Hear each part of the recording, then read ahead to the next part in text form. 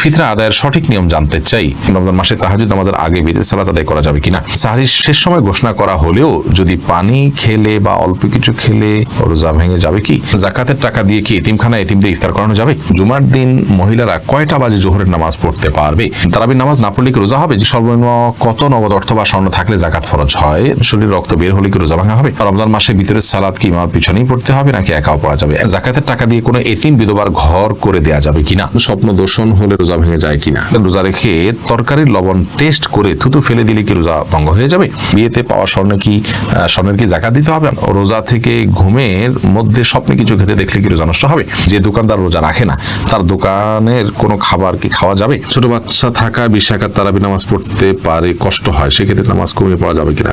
কাশফিয়া ইসলাম লিখেছেন, আমার মেয়ের বয়স 11 বছর 4 মাস। আমার মেয়ের রোজা কি ফরজ হয়েছে? মেয়ের প্রতি মাসে পিরিয়ড হয়। জি বোন, অবশ্যই আপনার মেয়ের রোজা ফরজ হয়েছে, তাকে রোজা রাখতে হবে। শারমিন আক্তার আপনি লিখেছেন, রোজা রাখা অবস্থায় কি মুখে স্নো পাউডার ব্যবহার করা যাবে? যাবে, কোনো অসুবিধা নেই, কারণ রোজার কোনো ক্ষতি হবে না। তবে আপনার ঠোঁট হয়ে এটা যেন মুখে না যায় সেটা যেন আপনি চেষ্টা করবেন। আয়েশা সিদ্দিকা, ছোট বাচ্চা থাকা 20 রাকাত তারাবি নামাজ পড়তে পারে, কষ্ট হয়, সেক্ষেত্রে নামাজ কমিয়ে পড়া যাবে কিনা? কখন আপনি অসুবিধা হলো কম পড়লেন, কোনো অসুবিধা নেই। নফল যেহেতু এটা আপনার অসুবিধার কারণে আপনি একটু কম পড়লেন বা ভেঙে ভেঙে পড়লেন, এই সুযোগগুলো কিন্তু আছে। সাজিদুর রহমান লিটন আপনি লিখেছেন, রোজা থেকে ঘুমের মধ্যে স্বপ্নে কিছু খেতে দেখলে কি রোজা নষ্ট হবে? না, স্বপ্নে কিছু খেতে দেখলে রোজার কোনো ক্ষতি হবে না, কারণ আপনি তো বাস্তবে খান নাই, স্বপ্নে খেয়েছেন। অতএব স্বপ্নে যা কিছু হয় এটা কোনো হিসেব হয় না। স্বপ্নে আপনি একজনকে খুন করেছেন, স্বপ্নে আপনি জেনা করেছেন, আল্লাহ মাফ করুক, স্বপ্নে আপনি খেয়ে ফেলেছেন রোজা রেখে, এগুলো সব স্বপ্নে দেখেছেন, যেহেতু বাস্তবে যেহেতু করেননি, অতএব এগুলোর কারণে আপনার রোজার কোনো ক্ষতি হবে না, এগুলোর কারণে কোনো দায় আপনাকে নিতে হবে না। এরপরে এমডি সালাউদ্দিন আহমেদ আপনি লিখেছেন, যে দোকানদার রোজা রাখে না তার দোকানের কোনো খাবার কি খাওয়া যাবে? খাবারটা আপনি কি খাচ্ছেন সেটা বিষয়, কার কাছ থেকে খাচ্ছেন সেটা বিষয় নয়। যিনি রোজা রাখছেন না তিনি গুনাহগার হচ্ছেন, তিনি পাপিষ্ঠ হচ্ছেন, তার পাপ তাকে পাবে। কিন্তু তার কাছ থেকে যে খাবারটা আপনি কিনে নিচ্ছেন, হালাল টাকা দিয়ে কিনছেন, খাবারটা যদি হালাল হয়, পাক হয়, আপনি কিনে খেতে পারেন, তাতে আপনার রোজা হবে, কোনো অসুবিধা নেই। তবে একজন রোজাদার একজন বেরোজদার দুজন যদি পাশাপাশি থাকেন এবং দুইটা দোকান থাকে, তাহলে আপনি রোজাদারের কাছ থেকে একজন ভালো মানুষের কাছ থেকে কেনার চেষ্টা করবেন, এই অর্থে এই জন্য যে তাতে একজন ভালো মানুষকে সহায়তা করার যে সওয়াব সেটি আপনি লাভ করলেন এবং অর্জন করলেন। তবে এর মানে এই নয় যে আপনার রোজা হবে না, ব্যাপারটা কিন্তু সেরকম নয়। জাকিয়া হোসেন আপনি লিখেছেন, একজন নারী কতটুকু স্বর্ণ ব্যবহার করতে পারবেন আর কতটুকু হলে জাকাত দিতে হবে? দেখুন, ব্যবহারের স্বর্ণে জাকাত দিতে হবে, এটাই অধিকতর শক্তিশালী মত। যদি অনেক ওলামা ইকরাম বলেছেন ব্যবহারের স্বর্ণে জাকাত দিতে হবে না।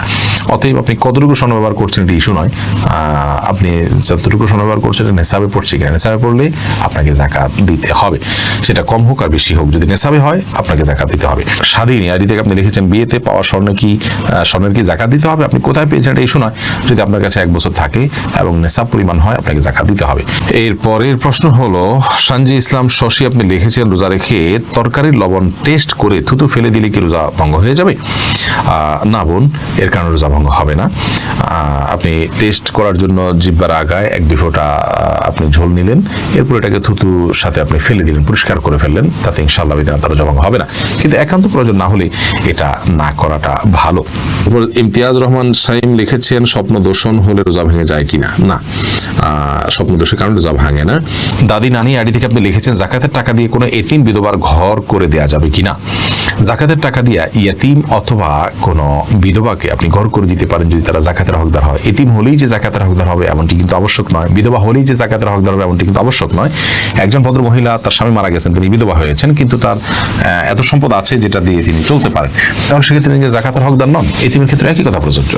যাই হোক, তো এতিম বা বিধবা যদি জাকাতের হকদার হয়, তাদের যে সম্পদ আছে বা উপার্জন হয় তা দিয়ে তাদের সংসার চলতে কষ্ট হয়, এরকম যদি হয়, তাহলে সেক্ষেত্রে আপনি তাদেরকে জাকাতের টাকা দিতে পারেন।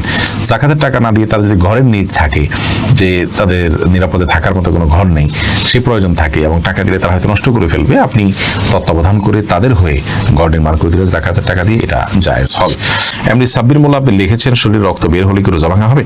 শরীরে রক্ত যদি বের হয় তাহলে এর ফলে রোজা ভাঙা হবে না, এর তো ওযু ভাঙা হবে। এরপর সাব্বির হোসেন আপনি লিখেছেন, রমজান মাসে ভিতরের সালাত কি ইমামের পিছনেই পড়তে হবে নাকি একাও পড়া যাবে? একাও পড়তে পারেন, কোনো অসুবিধা নেই, ইমামের পিছনে করতে হবে বাধ্যবাধকতা নাই। তবে যে ফজিলত পেতে হলে ইমাম যাওয়া পর্যন্ত আপনাকে অপেক্ষা করতে হবে। রাত জেগে বা ফজিলত পেতে হলে ইমামকে নামাজে রেখে আপনি চলে যাবেন, এটা হবে না।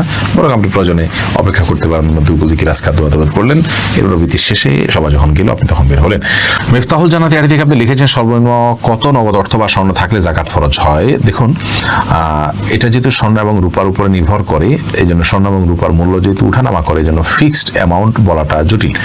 আমরা আপনাকে শুধু এটুকু বলছি যে 52.5 তোলা রূপার আজকের বাজার দর কি পিওর রূপার, অথবা 595 গ্রাম বলতে পারেন 52.5 তোলা কি, এই পরিমাণ রূপা কিনতে গেলে এটার দাম কত দাঁড়াবে, যেই টাকাটা এটার দাম হবে সেই পরিমাণ টাকা আপনি এর টাকার যদি আপনি মালিক হন, তাহলে সেই টাকা যদি আপনার কাছে 1 বছর থাকে তার উপর আপনার যাকাত আসবে, আদারওয়াইজ আপনার উপরে যাকাত আসবে না। আহমদ রহিম আপনি লিখেছেন তারাবির নামাজ না পড়লে কি রোজা হবে? জি ভাই, অবশ্যই রোজা হয়ে যাবে। রোজার সাথে তারাবির নামাজের সম্পর্ক এরকম নয় যে একটা না করলে আরেকটা হবে না, দুইটা স্বতন্ত্র ইবাদত। তারাবি কোনো কারণে পড়তে না পারলেও রোজা আপনাকে রাখতেই হবে এবং হয়ে যাবে। সাউদা উম্মে হাবিবা আইরিন আপনি লিখেছেন জুমার দিন মহিলারা কয়টা বাজে জোহরের নামাজ পড়তে পারবে? জোহরের ওয়াক্ত হওয়ার পরেই পড়তে পারবে। মসজিদে জুমার নামাজের জামাত হওয়ার পরেই পড়তে হবে এমনটি অনেকে মনে করেন, অথচ এমনটি কোনো আবশ্যক নয়। আপনি চাইলে জুমার নামাজের আগেও, অর্থাৎ ওয়াক্ত হয়ে গেছে জোহরের 12টা আজকে জোহর ওয়াক্ত হয়ে গেছে, এরপর থেকে আপনি বাসায় জোহর পড়তে পারেন। শিমু খান আপনি লিখেছেন জাকাতের টাকা দিয়ে কি এতিমখানা এতিমদের ইফতার করানো যাবে? ইফতার করানোটা তখন জায়েজ হবে যখন ইফতার করার কোনো ব্যবস্থা গরিবের নাই, তখন আপনি জাকাতের টাকা দিয়ে সে অ্যারেঞ্জ করলেন। মূলত জাকাতের টাকা তাদেরকে দিয়ে দিবেন, তাদের প্রয়োজন অনুযায়ী খরচ করবে। আপনি নিজে আইটেম ফিক্স করে দিবেন না যে জাকাতের টাকা দিয়ে তুমি এটাই করো।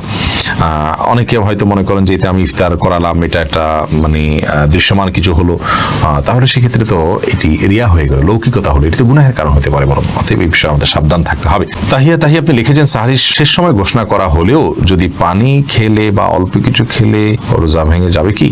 আর সাহরির সময় শেষ, এটা যদি আপনি নিশ্চিত হন টাইম শেষ হয়ে গেছে, তারপরে যদি আপনি পানি অথবা মেডিসিন বা যাই খান, অল্প যদি খান, তাতে রোজা ভাঙা হবে এবং এই রোজাটা আপনাকে পরবর্তীতে রেখে দিতে হবে। এমনি মিজানুর রহমান মিজান লিখেছেন রমজান মাসে তাহাজ্জুদ নামাজের আগে বিদের সালাত আদায় করা যাবে কিনা? সর্বাবস্থায় বিতির নামাজ সর্বশেষে পড়তে হবে। আপনি তারাবির পরে যদি রাতে তাহাজ্জুদে আরো কিছু নামাজ পড়বেন আপনার ইচ্ছা থাকে, তখন সেক্ষেত্রে আপনি শেষে বিতির পড়বেন।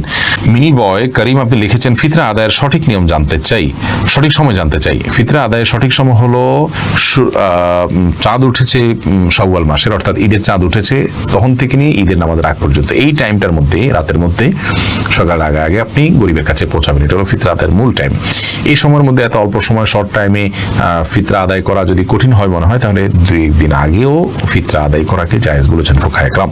তবে কোন অবস্থাতেই ঈদের নামাজের পরে আদায় করলে সেটি জায়েজ হবে না, যেহেতু হাদিসে সুস্পষ্টভাবে ব্যাপারে বক্তব্য রয়েছেন। নবী সাল্লাল্লাহু আলাইহি ওয়াসাল্লাম বলেছেন ফামান আদাহা ক্বাবলাল সালাহ, যে ব্যক্তি ঈদের নামাজের আগে ফিতরা আদায় করলো ফাহিয়া মাকবুলাহ, তাহলে সেটি ফিতরা হিসেবে আল্লাহর কাছে গ্রহণযোগ্য হবে ইনশাআল্লাহ। আর ওয়ামান আদাহা বাদাস সালাত, যে ঈদের পরে আদায় করবে, ঈদের নামাজের পরে, ফাহিয়া সাদাকাতুম মিনাস সাদাকাত, তাহলে সেটা অন্য 10টা সাদকার মতো একটা সাদকা বা দান হবে। এটা কোনো ফিতরা হিসাবে বিবেচিত হবে না।